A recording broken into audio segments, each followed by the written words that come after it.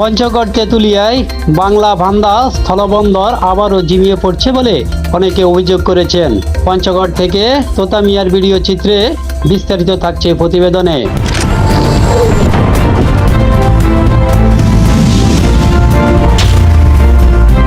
আপনারা দেখছেন আপন খবর। তো 2 মাস ধরে আমাদের পোর্টে ভারত থেকে বোল্ডার না আসার কারণে আমাদের ইয়েতে ঝিমাই পড়ছি আমরা, এবং ব্যবসায়ীরা লোকসান গুনছি এবং রাজস্ব হারাচ্ছি আমরা গত 2 মাস ধরে। মুঠো ফোনে জানতে পারতেছি যে হবে কিন্তু এখনো হচ্ছে না। যদি হয়ে যায় তাহলে ঈদের আগে শ্রমিকগুলো বা স্থানীয় ব্যবসায়ীগুলো বা পরিবহন সেক্টরে যারা আছে বা আমরা সিএনএফ এজেন্ট যারা আছি, যদি ঈদের আগে হইতো তাহলে আমরা বেগবানটা আমাদের খুব ভালো হইতো এবং সামনের দিনটা খুব ভালোভাবে আমরা চলতে পারতাম। উত্তরে জেলা পঞ্চগড় তেঁতুলিয়ার বাংলা বান্দার স্থলবন্দর দিয়ে বর্তমান আমদানি রপ্তানি নেই বললেই চলে। অথচ এই স্থলবন্দর থেকে বাংলাদেশ সরকার সবচাইতে বেশি রাজস্ব আদায় করে।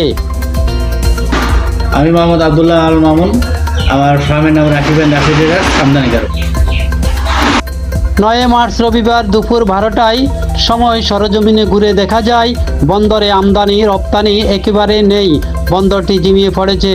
বন্দরে স্থানীয় কর্মজীবী, শ্রমিক ও স্থানীয় সবার কপালে চিন্তার বাদ। এছাড়াও বন্দরে অফিসার ইনচার্জ ফিরোজ কবির জানান, টুরিস্ট আসা যাওয়া তেমন নেই।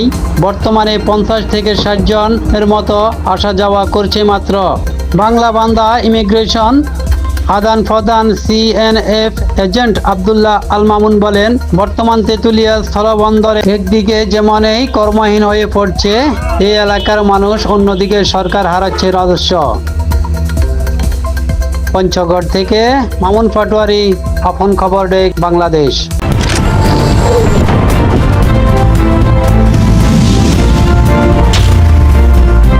আপনারা দেখছেন আপন খবর।